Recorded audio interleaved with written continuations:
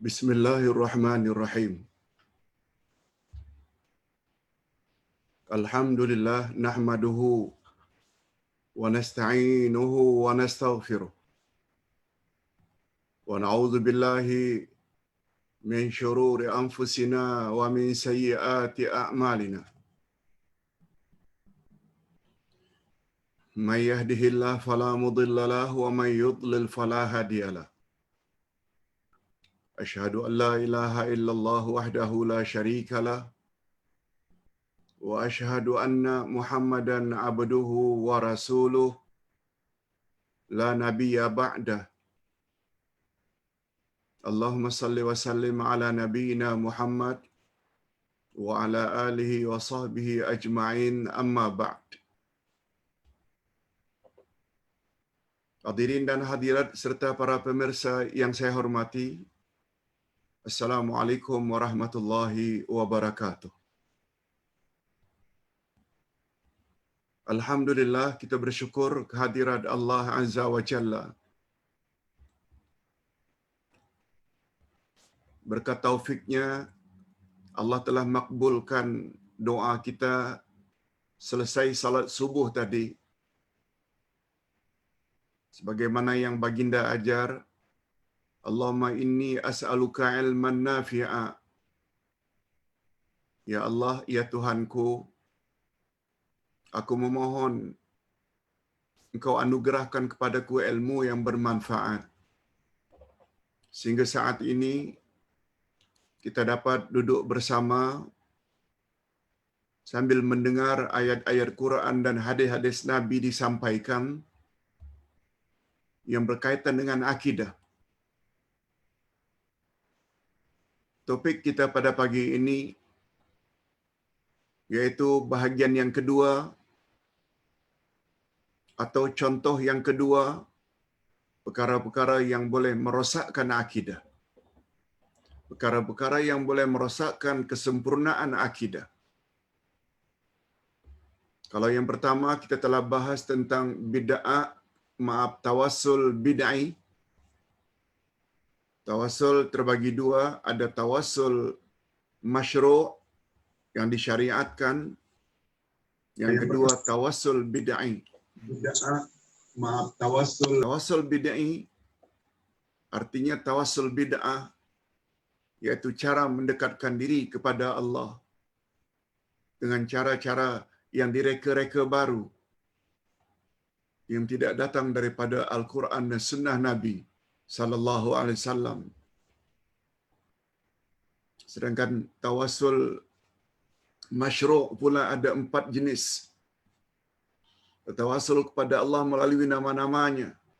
Bertawassul kepada Allah melalui tauhid dan iman. Yang ketiga, bertawassul kepada Allah melalui amal-amal saleh yang kita lakukan sendiri. Dan yang keempat, bertawassul kepada Allah melalui doa orang-orang yang masih hidup, bukan orang yang sudah mati. Nah, pada pagi ini, contoh kedua perkara yang boleh merosakkan akidah seseorang adalah menjadikan kuburan sebagai masjid. Mungkin ada yang bertanya, mana ada orang Islam yang menjadikan kuburan sebagai masjid, Pak Ustaz? Mungkin. InsyaAllah dengan menekuni pelajaran pagi ini, kita akan faham apa yang dimaksudkan menjadikan kuburan sebagai masjid boleh merosakkan akidah. Kita baca. Lihat buku Akidah Ahli Sunnah wal Jamaah jilid 2 halaman 114. 114. Tapi perlu Ustaz ingatkan di sini, topik ini pembahasannya agak panjang. Dari 114 ke 132. 132.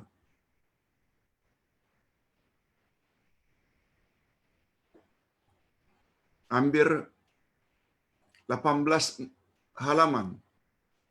Hampir 18-19 muka surat.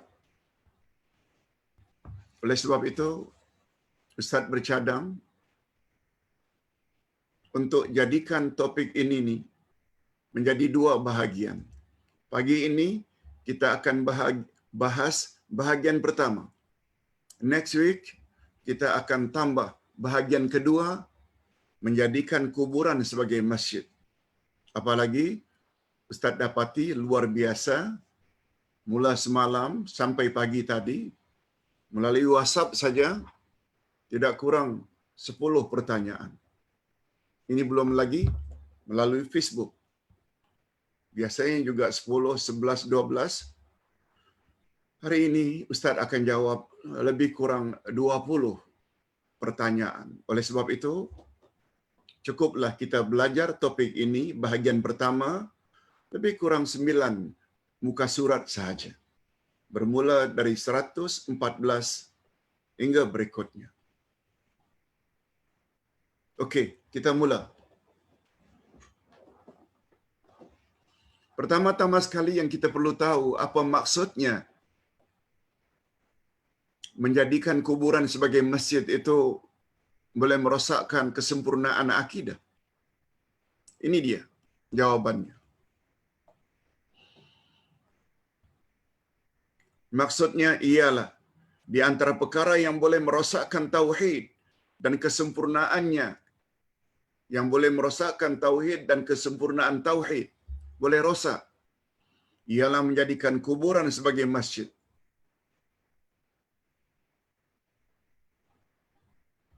Adapun yang dimaksudkan dengan menjadikan kuburan sebagai masjid mencakupi beberapa perkara. Ada 5 perkara yang barangkali kita tak perasan.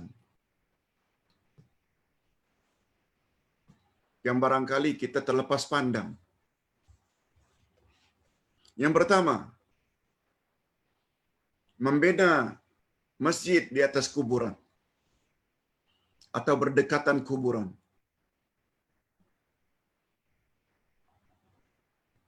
Atau sebaliknya, menguburkan seseorang berdekatan dengan masjid. Termasuk nanti kita akan bahas hujah-hujah dan dalil-dalilnya.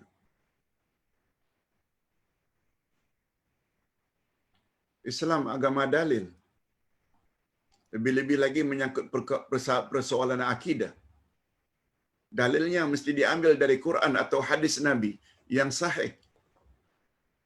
Bukan perbuatan orang.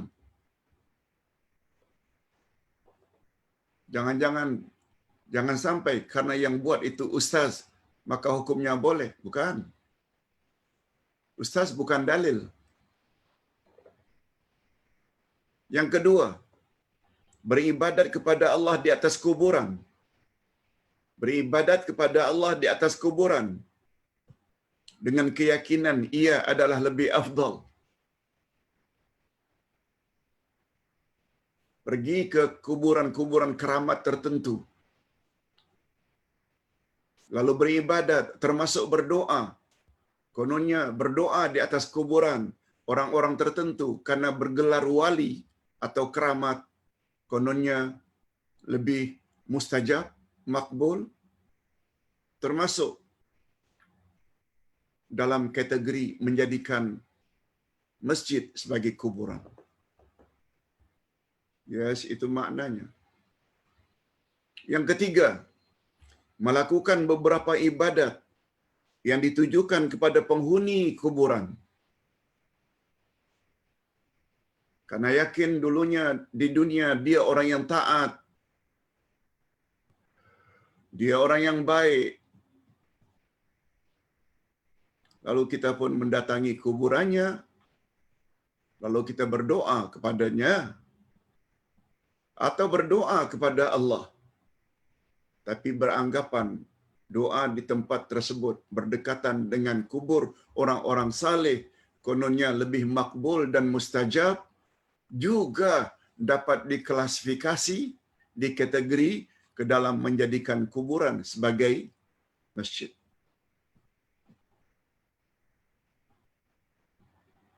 Ini bukan ustaz reka-reka. Tertera di dalam kitab ini, bawahnya ada footnote. Al-Madkhal lidirasati aqidatil Islamiyah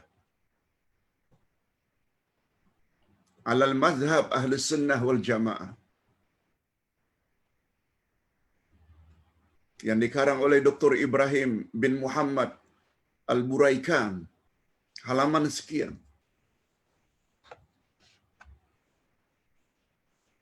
Sama ada kita setuju atau tidak setuju, Ustaz nukil di sini pandangan ulama tersebut,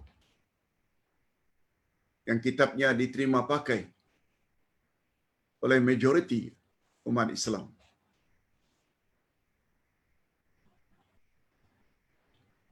Yang keempat, mengadakan perjalanan atau safar ke kuburan-kuburan tertentu. Pergi ke Baghdad atau Iraq, ingin mengunjungi kubur Waliullah Syekh Waliullah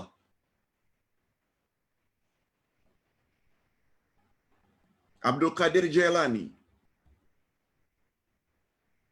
Syekh Abdul Qadir Jailani orang Iraq, pergi ke Baghdad karena ingin pergi ke kuburan tersebut. Pergi ke Singapura, pergi ke kuburan Habib Noh, pergi ke Indonesia, pergi ke kuburan-kuburan Wali Songo, Wali Sembilan, pergi ke Pulau Besar. Kononnya di pulau tersebut, di kawasan Melaka, ada kubur Wali Keramat. Itu sudah termasuk ke dalam menjadikan kuburan sebagai masjid. Jangankan kuburan wali-wali-wali, pemergian kita ke Madinah pun salah bila tujuan utamanya kuburan Nabi. Pun salah. Sebab yang jadi tujuan kita ke kuburan Nabi, masjidnya, bukan kuburan baginda. Nanti kita akan bahas dalil demi dalil. Dan yang kelima, terakhir, membina bangunan di atas kuburan. Membina bangunan di atas kuburan, seperti memagarnya, memasang lampu, memasang kelambu, lalu diasapi, mengasap kuburan tersebut.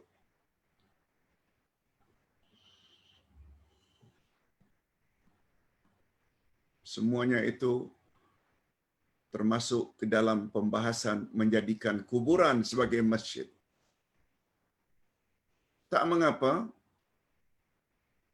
pernah buat perkara ini dahulu, karena tak dengar, karena jahil, no problem. Bila dah tahu, berpuas hati dengan dalil-dalil yang Ustaz ingin sampaikan nanti, tobat segera, selesai masalah.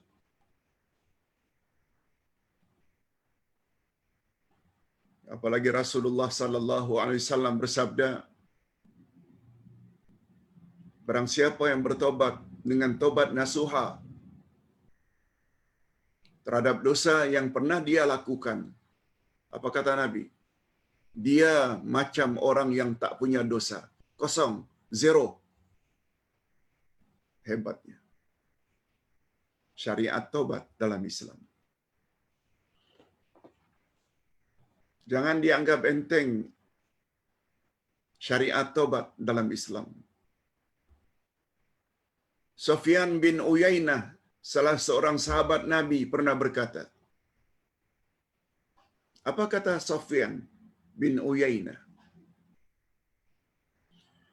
Tidak ada nikmat yang paling besar setelah nikmat aku memeluk Islam. Tidak ada nikmat yang lebih besar setelah nikmat aku memeluk Islam, kecuali adanya nikmat tobat. Tobat itu nikmat.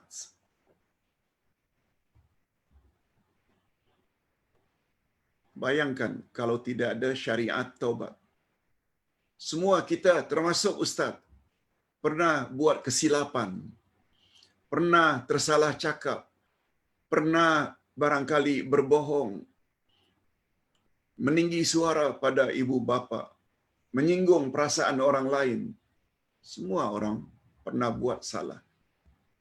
Hanya saja masalahnya sedikit atau banyak saja. Bayangkan kalau tidak ada syariat taubat.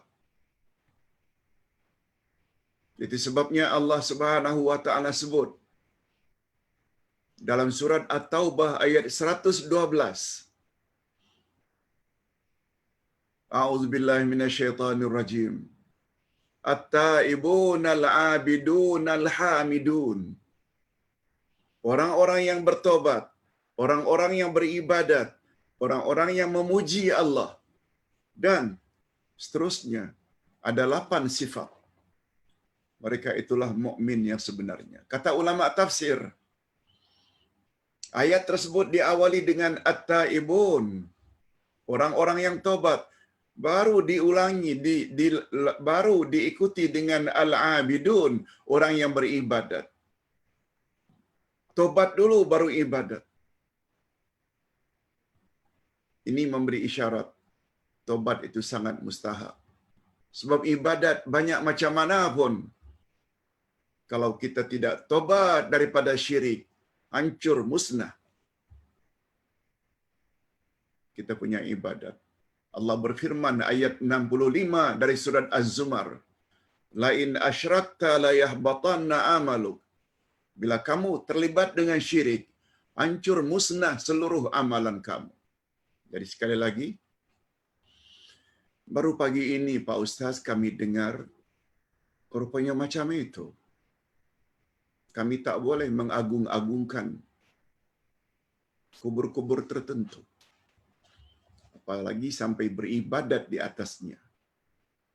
Oh, itu rupanya dilarang ya Pak Ustaz. Yes. Ustaz bukan cakap suka-suka hati. Itu sebabnya setelah kita faham makna menjadikan masjid, menjadikan kuburan sebagai masjid, Ustaz bawakan dalil-dalil dari ayat Quran dan hadis Nabi sallallahu alaihi wasallam supaya jangan dikatakan tuan-tuan, puan-puan, ibu-ibu dan bapak-bapak sekalian serta pemirsa ikut cakap Ustaz. No. Yang kita ikut cakap Allah dan cakap Rasul. Baru sempurna iman kita. Baru sempurna keislaman kita. Kita teruskan. Sungguh banyak dalil-dalil larangan menjadikan masjid sebagai kuburan. Apa dalilnya Pak Ustaz? Sungguh banyak dalil dalam Al-Quran dan hadis Nabi sallallahu alaihi wasallam yang melarang kita menjadikan kuburan sebagai masjid. Sungguh banyak larangan. Masalah kita pernah dengar atau belum pernah dengar, itu bab lain. Apalagi keislaman umat Islam Nusantara, banyak rujukannya nenek moyang. Nenek moyang bukan Quran, nenek moyang bukan hadis Nabi. Segala keyakinan, amal ibadat, nenek moyang yang bercanggah dengan apa kata Allah dalam Quran dan apa kata Nabi dalam hadis, wajib dijauhi, wajib dibuang habis-habis. Di antara nas-nas dalil-dalil larangan tersebut ialah firman Allah. Coba dengar. Ayat 18 dari surat Al-Jin. Wa annal masajida lillahi fala tad'u ma'allahi ahada.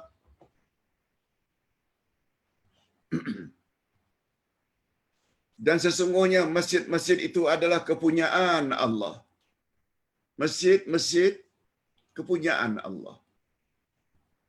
Ingat ya, masjid diambil dari kata sajada, yasjudu. Bila ditambah mim di depannya, dia boleh membawa kepada makna tempat. Masjid maknanya tempat sujud.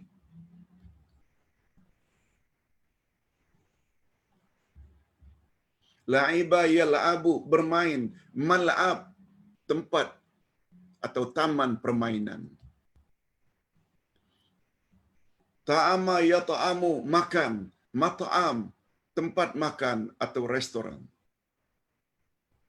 Hasyara yahsyuru, berhimpun. Mahsyar, padang atau tempat manusia berkumpul nanti setelah kiamat. Mahsyar.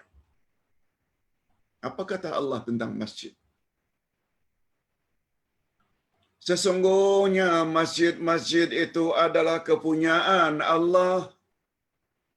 Maka janganlah kamu menyembah seseorang pun di dalamnya di samping menyembah Allah.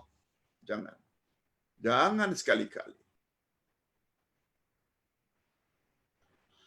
Apalagi kalau kita faham dalam kaedah bahasa Arab, bila ayat itu ayat nafi, negatif, lalu yang dinafikan itu pula adalah nakirah, bukan ma'rifah, tanpa alif lam. Definitif. And definitif. Ahada itu nakirah. Bukan al-ahada. Bukan al-ahada. Itu ma'rifah. Ustaz ulang, kaedah dalam bahasa Arab.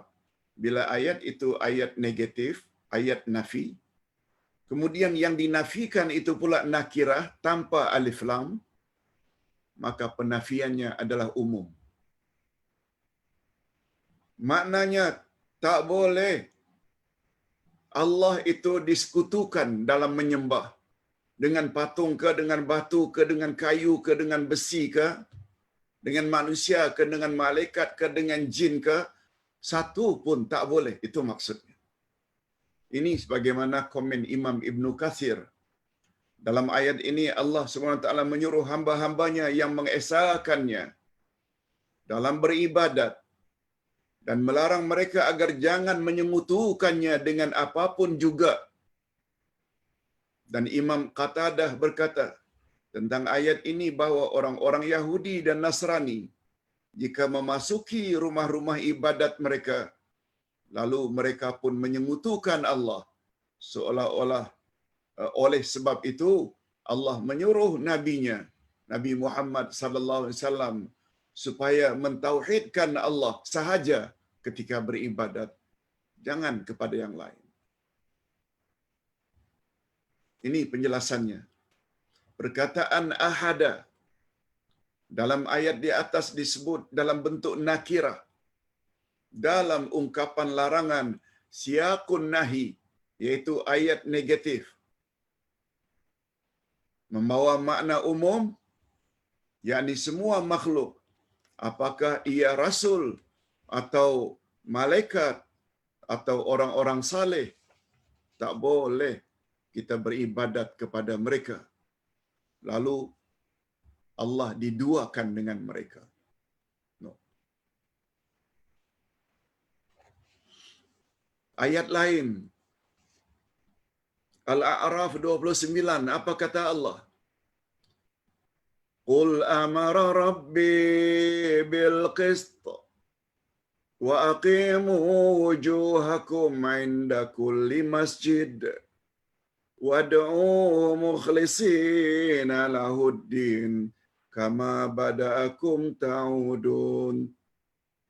Katakanlah, Tuhanku menyuruh menjalankan keadilan, dan katakanlah, luruskanlah muka atau dirimu di setiap masjid tempat salat dan sembahlah Allah dengan mengikhlaskan ketaatan kepadanya, sebagaimana Dia telah menciptakan kamu pada permulaan, demikian pula lah kamu akan kembali kepadanya. Coba tengok apa komen orang yang paling pakar dalam tafsir. ibnu Abbas.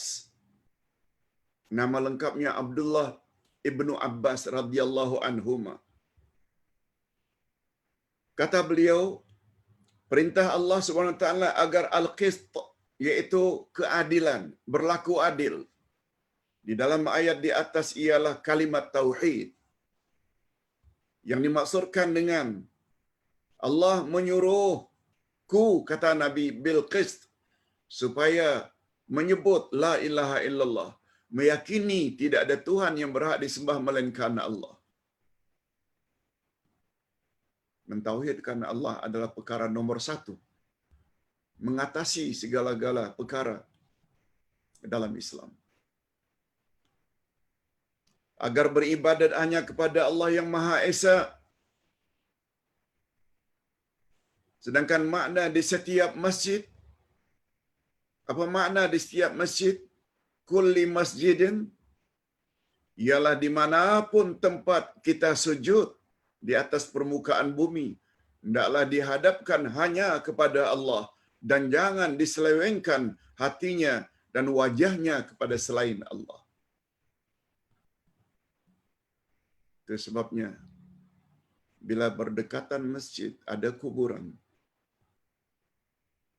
paling kurang hati kita berbelah bagi. Sujud adalah ibadat. Ibadat mesti kepada Allah. Ada pula orang-orang saleh berdekatan dengan masjid, dikebumikan. Paling kurang sedikit sebanyak hati itu dah mula cenderung kepada orang saleh. Itu maknanya. Larangan dalam ayat di atas. Profesor Wahbah Az-Zuhaili berkata di dalam kitabnya Tafsir Al-Munir, ayat di atas mengandungi dua perintah.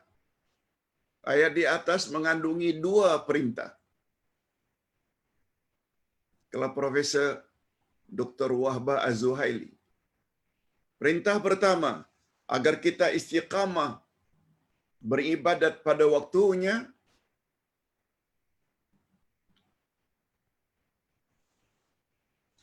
Ibadat kan ada waktu-waktu tertentu.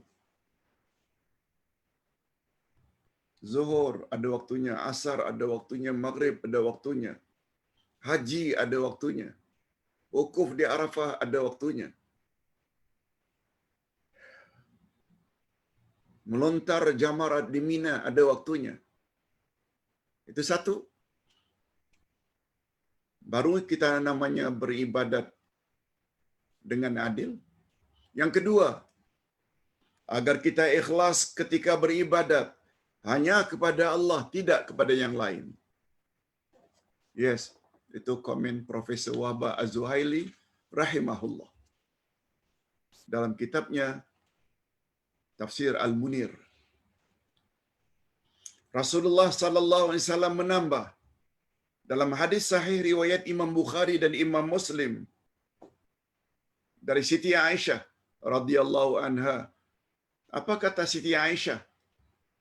Bahwa Rasulullah sallallahu alaihi wasallam pernah bersabda, "La'anallahu al-yahuda wan nasara ittakhadhu qubur anbiya'ihim masajid." Allah mengutuk, melaknat Yahudi dan Nasrani karena mereka telah menjadikan kuburan nabi-nabi mereka sebagai masjid. Mereka jadikan kuburan nabi-nabi mereka sebagai tempat sujud. Allah laknat. Dia mengandung makna dosa besar.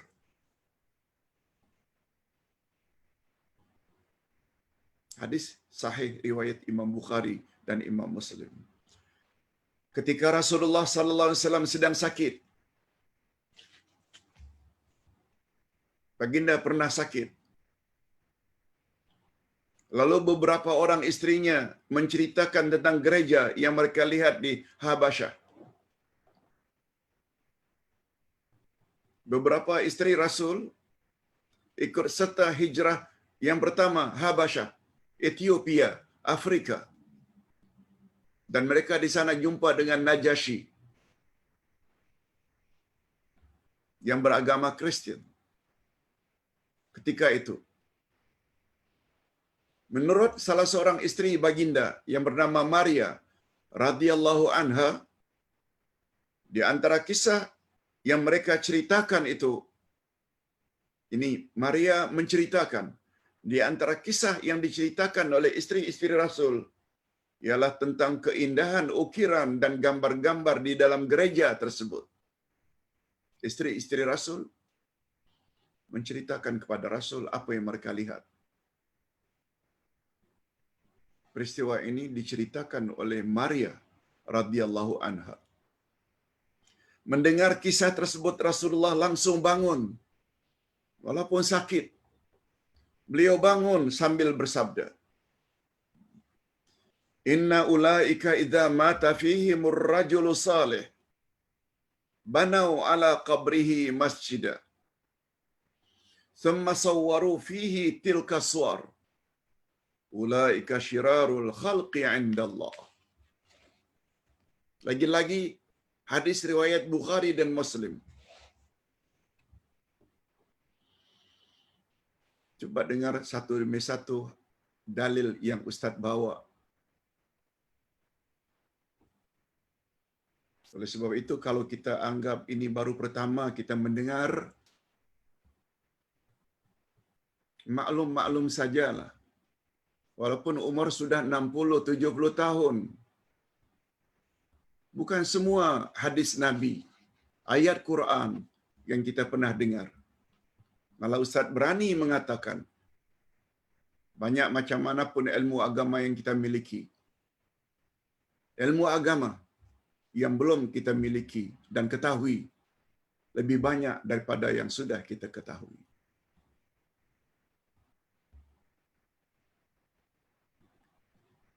Hari ini baru jumpa Ustaz. Yes.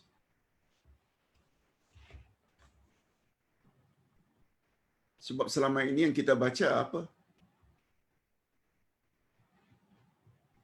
Paling banyak yang kita baca WhatsApp, Telegram, surat khabar, majalah, buku-buku. Bukan yang kita baca Al-Quran. Bukan yang kita baca hadis Nabi. Kalau baca Quran pun hanya baca saja, tapi kita tidak memahami tafsirannya. Kalau hadis kita baca saja, tak faham apa yang ada dalam hadis Nabi. Coba dengar apa kata Nabi. Sesungguhnya mereka jika mati di kalangan mereka seorang yang saleh dari kalangan Yahudi dan Nasrani, lalu mereka bina masjid di atas kuburannya, kemudian mereka membuat gambarnya, merekalah makhluk yang paling buruk di sisi Allah. Timbul pertanyaan nanti, bukankah masjid Nabi di dalam Masjid Nabawi? Bukankah kuburan Nabi di dalam Masjid Nabawi? Itu ada jawabannya nanti. Kalau Nabi larang membina masjid di atas kuburan, timbul pertanyaan, macam mana sejarahnya sampai kubur Nabi itu berada di dalam Masjid Nabawi? Bukankah Nabi larang? Bukankah Nabi katakan Allah laknat dan kutuk orang yang berbuat demikian, dan itu adalah perbuatan Yahudi dan Nasrani? Nanti ada jawabannya. Atas dasar inilah maka Rasulullah sallallahu alaihi wasallam melarang dengan keras kita membina masjid di atas kuburan-kuburan. Itu dalilnya. Ini sebagaimana hadis daripada Jundab, bahwa baginda Rasul sallallahu alaihi wasallam bersabda 5 hari sebelum baginda wafat. Ini menunjukkan bahawa perkara yang beliau sebut ini adalah wasiat, pesan yang sangat penting. Apa kata Nabi? Inna man kana qablakum kanu yattakhidhuna qubura anbiya'ihim masajid. Ala fala tattakhidhul qubura masajid fa inni anhaakum an dhalik. Hadis sahih lagi, riwayat Imam Muslim. Sesungguhnya orang-orang sebelum kamu menjadikan kuburan nabi-nabi mereka sebagai masjid, tempat mereka sujud. tempat mereka berdoa. Ketahuilah, janganlah kamu menjadikan kuburan sebagai masjid, sebab sesungguhnya aku kata Nabi, melarang kamu dari berbuat demikian. Fa innani anhaakum an dzalik. Aku larang. Kita teruskan. Dan jika menjadikan kuburan para nabi sebagai masjid adalah dilarang, ini dia logiknya, rasionalnya. Kalaulah menjadikan kuburan nabi sebagai masjid saja sudah dilarang, maka sudah pasti menjadikan kuburan yang lebih rendah martabatnya adalah lebih utama untuk dilarang. Nabi orang-orang suci. Kalaupun mau beribadat di atas kuburannya, barangkali dianggap masih wajar. Tapi kata Nabi, itu pun tak boleh. Lebih-lebih lagi lah kuburan-kuburan yang hanya bertaraf wali, orang saleh. Lebih utama untuk dilarang.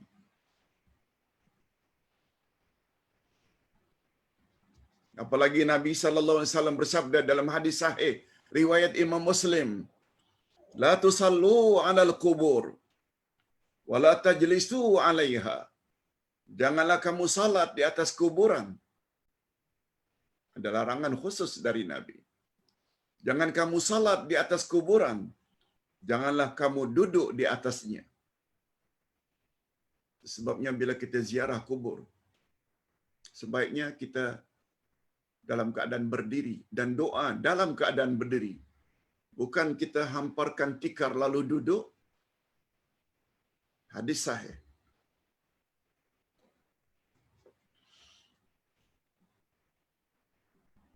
Kalau kita beragama dengan dalil, ini dalilnya. Tapi orang yang beragama ikut orang ramai, ikut apa yang dia lihat, dia akan pertahankan.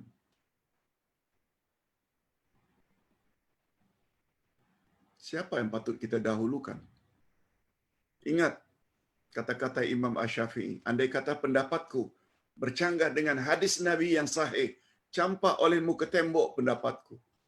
Ambil hadis yang sahih.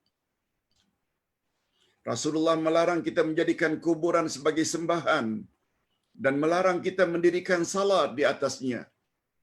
Ini tergambar di dalam hadis-hadis baginda di bawah ini. Banyak sungguh hadis-hadisnya.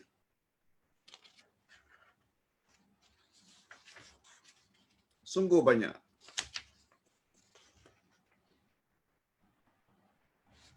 Okey. Kita masih ada masa sedikit lagi sebelum kita menjawab soalan. Antara lain larangan Nabi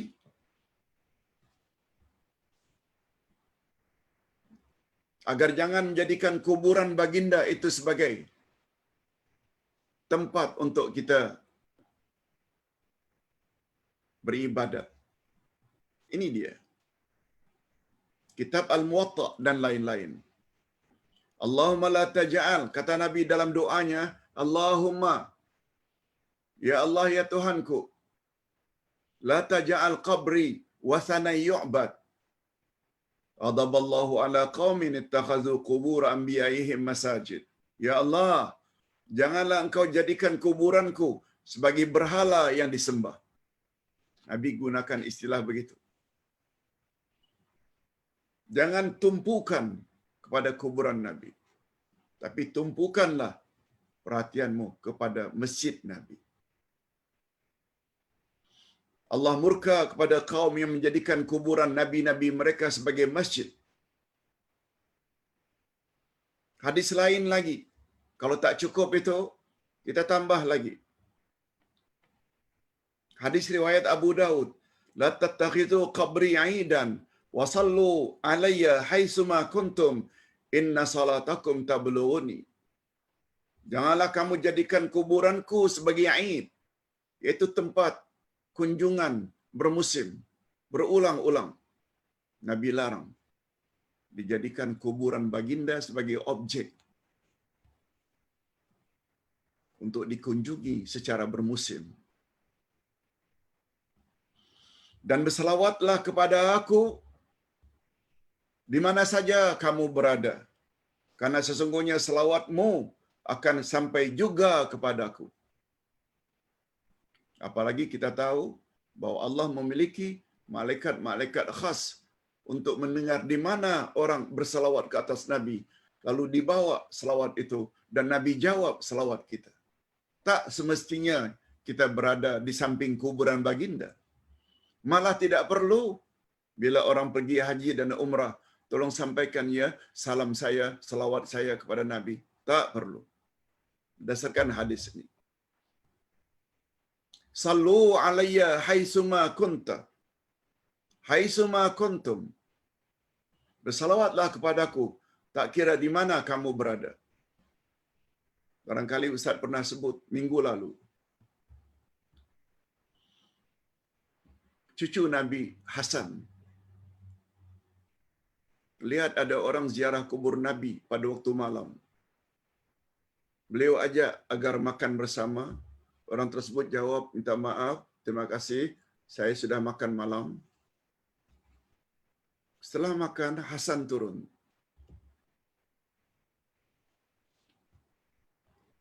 Untuk apa Tuan datang ke sini? Aku datang supaya dapat memberi salam dan selawat ke atas Nabi. Apa kata Hasan? Telinga aku sendiri mendengar datukku, Nabi Muhammad bersabda, berselawatlah kamu kepada aku, beri salamlah kamu kepada aku, walaupun kamu berada di Andalusia. Lihat tu, Madinah, Andalusia, itu Spain, Spanyol, berapa beribu batu. Maknanya, bersalawatlah di mana saja kita berada. Salawat kita akan sampai. Sabda baginda lagi, al-ardu kulluha masajid illa al-maqbarah wal hammam. Permukaan bumi semuanya adalah tempat sujud kecuali kuburan dan tandas. Dua tempat ini saja yang kita tidak boleh sujud. Beberapa hari yang lalu kita ada sebut di antara keistimewaan Nabi Muhammad sallallahu alaihi wasallam, beliau diberi oleh Allah 5 perkara yang Allah tidak bagi kepada nabi-nabi yang lain. Satu dari yang 5 itu, semua permukaan bumi boleh untuk sujud. Cuma baginda kata, semua bumi boleh tempat sujud kecuali kuburan dan toilet. Itu saja yang tak boleh. Karena bimbang, itu bermakna awak telah jadikan kuburan sebagai masjid. Selanjutnya kata Nabi, inna khalili nahani an usalli fil maqbarah. Sesungguhnya temanku, khalili, maksudnya sesungguhnya temanku adalah sesungguhnya Allah. Sebagaimana kita sama-sama maklum yang mendapat gelaran Khalil, Khalilullah kan hanya ada 2, Ibrahim dan Nabi Muhammad. Habibullah, kekasih Allah, semua Nabi dapat gelaran itu. Tapi kesayangan Allah, teman Allah, 2 saja. Nabi Ibrahim dan Nabi Muhammad. Itu sebabnya kata Nabi, inna khalili, sesungguhnya temanku, kawanku, kesayanganku, yakni Allah, telah melarang daku daripada salat di atas kuburan.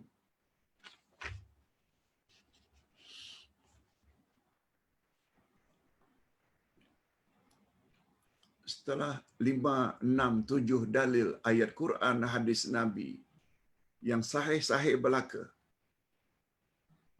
kalau masih tak percaya juga, maknanya Allah tak buka hati. Allah tak beri taufik namanya.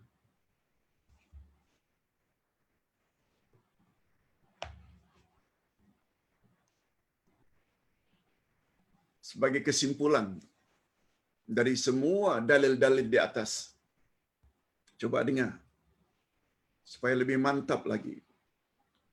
Kesimpulan yang dapat diambil dari 4 hadis di atas Pertama, Rasul memohon agar Allah melindungi kuburannya daripada disembah. Sembah tak semestinya sujud di atasnya. Beranggapan di situ ada kelebihan, bila berdoa lebih makbul, itu pun tak boleh. Rasul mohon agar Allah lindungi daripada kuburannya disembah. Yang kedua, Allah sangat murka siapa yang menjadikan kuburan sebagai masjid. Dengan makna tadi. Yang ketiga, Nabi melarang menjadikan kuburannya sebagai aid, yakni sebagai objek kunjungan secara bermusim setiap tahun atau bulan atau minggu tertentu. Yang keempat, Rasulullah menyuruh berselawat kepadanya dari manapun kita berada. Tak semestinya kita datang ke Mekah. Lihat sayangnya Rasulullah kepada umat. Sebab baginda tahu, tidak semua umatnya boleh sampai ke Mekah dan ke Madinah.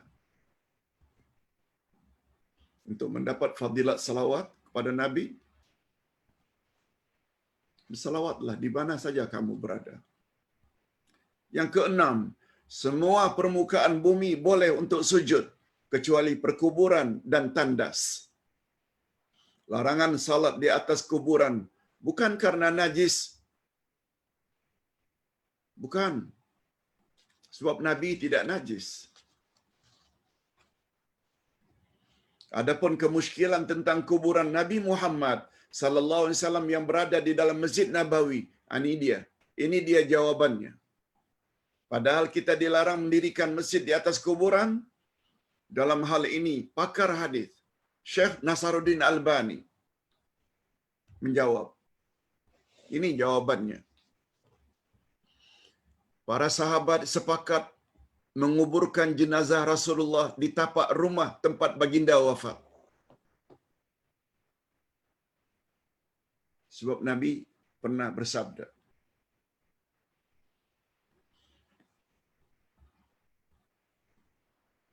jika para nabi atau rasul meninggal dunia, dia hendaklah dikebumikan di mana tempat dia meninggal.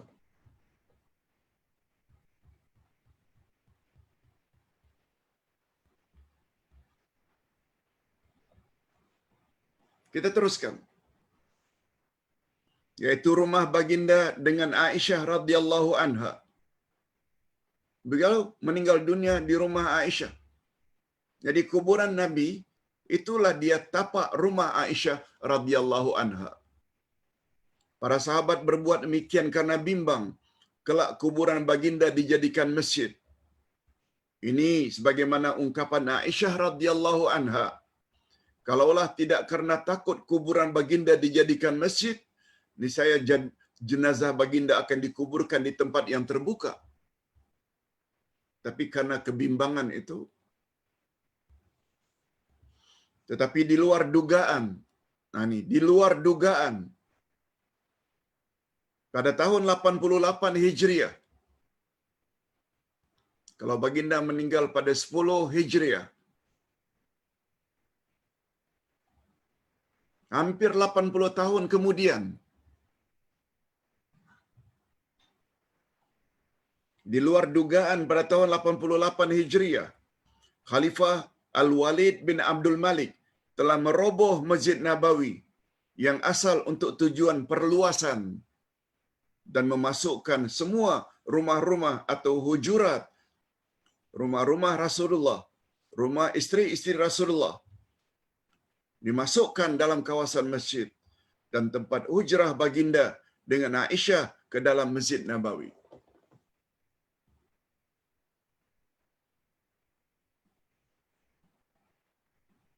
Tanpa dugaan. Hadirin dan hadirat, Masjid Nabawi pada asalnya hanya untuk beberapa orang saja. Tahun demi tahun, abad demi abad. Betul tak Masjid Nabawi yang begitu besar fadilatnya akan dikunjungi oleh jutaan manusia. Tidak bongkar kuburan Nabi tak boleh. Sebab itu sudah jadi ketetapan. Nabi hendaklah dikuburkan di mana mereka meninggal dunia. Itu sebabnya dalam sejarah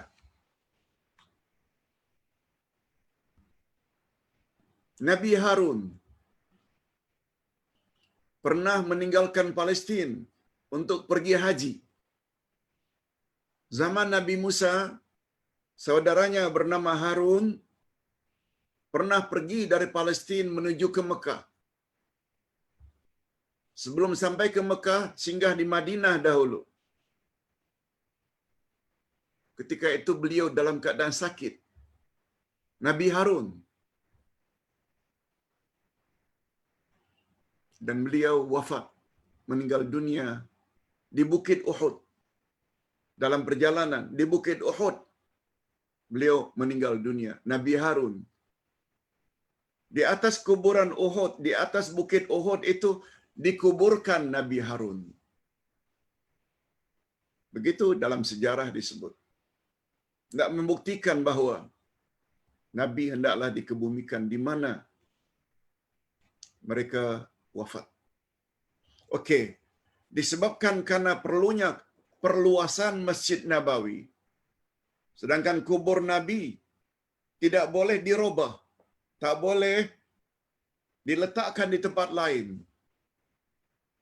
Maka rumah Aisyah yang padanya terletak kubur Nabi itu akhirnya berada di dalam Masjid Nabawi. Oleh itu, tujuan paling utama ziarah kita ke Madinah yang sebenarnya ialah untuk menziarahi Masjid Nabawi, bukan kuburan Nabi. Karena ganjaran beribadat khususnya salat di dalamnya dilipat gandakan oleh Allah sehingga sama dengan 1000 kali salat di tempat yang lain. Hanya saja karena sudah tidak, hanya saja karena kita sudah berada di Madinah, tujuan utama ke Masjid Nabawi, lalu kita digalakkan sangat supaya menziarahi kuburan Nabi Muhammad sallallahu alaihi wasallam, kuburan orang yang paling banyak jasanya membimbing kita sehingga terhindar dari kesesatan. Kan sangat tidak wajar kalau kuburan Nabi tidak diziarahi. Namun demikian, matlamat utama ke Madinah bukan kuburan Nabi, tapi Masjid Nabi. Ini dikuatkan oleh dalil berdasarkan hadis Bukhari dan Muslim. Apa kata Nabi? La tushaddur rihal illa ila salasati masajid. Jangan kamu gagah-gagahkan pemergian untuk tujuan ibadat kecuali pada 3 masjid. Masjidil Haram Mekah, Masjidi Haza, masjidku ini iaitu Masjid Nabawi, dan wa Masjidil Aqsa, Masjidil Aqsa di Palestin. Jangan kamu gagah-gagahkan pemergian untuk tujuan ibadat, mendekatkan diri kepada Allah, kecuali pada 3 masjid disebut. 1, Masjidil Haram di Mekah. Yang kedua, Masjid Nabawi, masjidku ini, dan Masjidil Aqsa. Tidak disebut-sebut oleh Nabi qabri.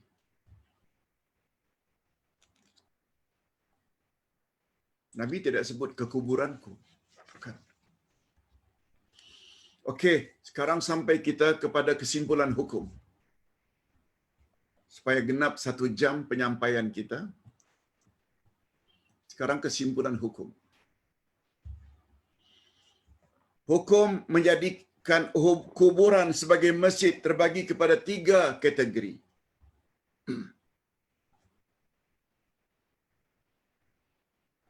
Dia boleh membawa kepada rosaknya akidah, dengan kata lain syirik. Kadang-kadang syirik besar, kadang-kadang syirik kecil, kadang-kadang hanya bid'ah, bukan syirik.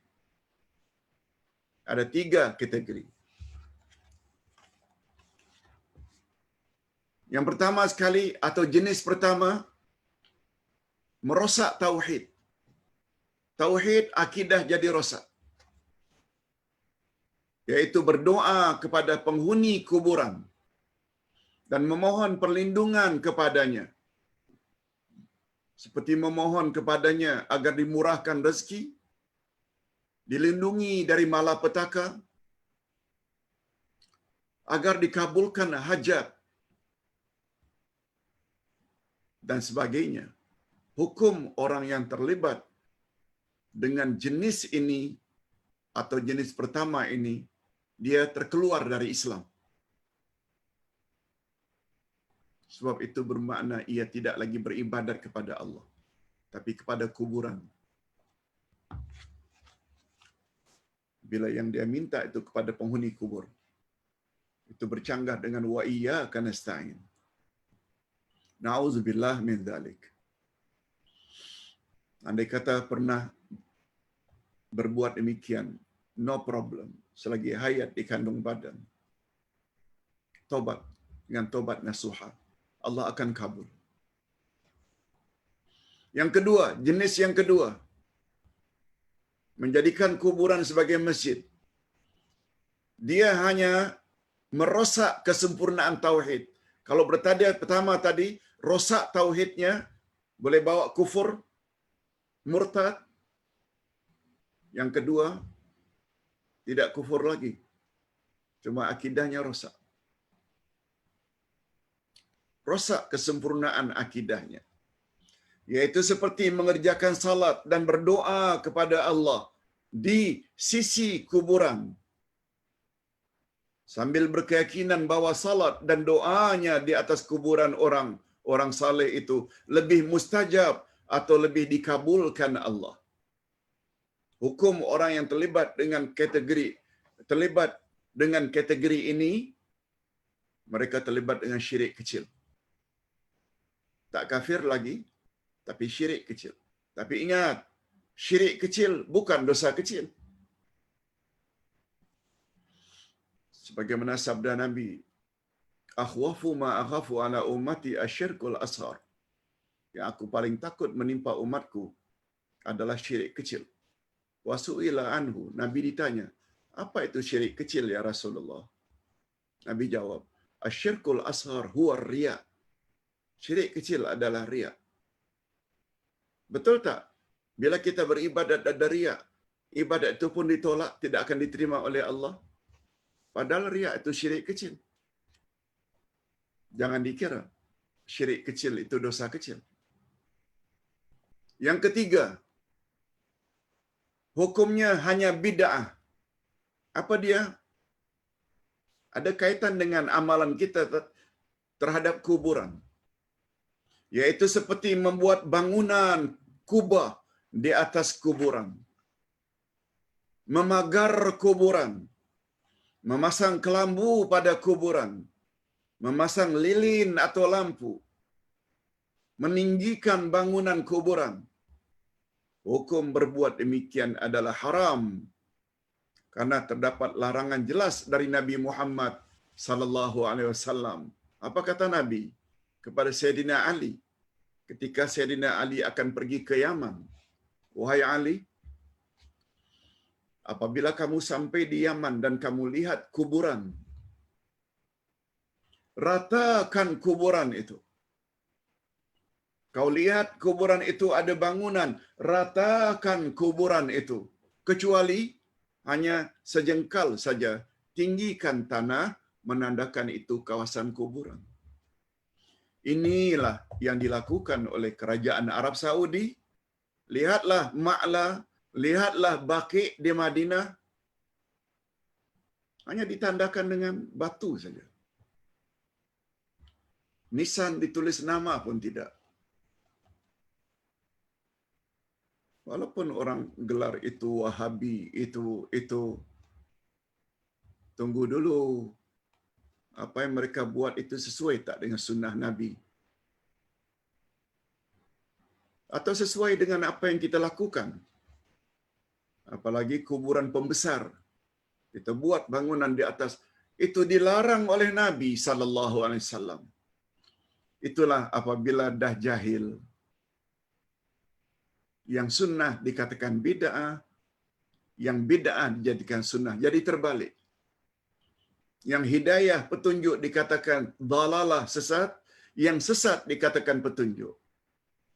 Dari mana puncanya? Jahil. Akibat kejahilan,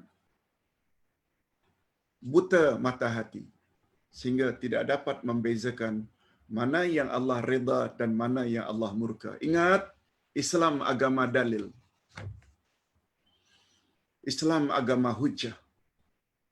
Cukuplah di dalam topik larangan menjadikan kuburan sebagai masjid, kita bawa ayat Quran, bawa hadis Nabi. Ini yang namanya ilmu. Ini yang namanya ilmu. Bukan dengar cakap-cakap orang, bukan apa yang kita tengok. Hari Jumaat yang lalu ketika kita membahas tentang soalan kubur, ada satu poin. Kebenaran bukan terletak kepada apa yang kita lihat dan apa yang kita dengar. Lihat dan dengar ini masih relatif lagi kebenarannya. Juga kita disebut dalam kuliah jawapan yang tepat terhadap penghuni kubur. Amalan orang ramai tidak semestinya betul. Lihat ayat 116 dari surat Al-An'am. Wa in tuti aktsara man fil ardi yudilluka an sabilillah. Bila kamu tak patuhi majoriti manusia, niscaya mereka akan menyesatkan kamu dari jalan Allah. Al-An'am 116.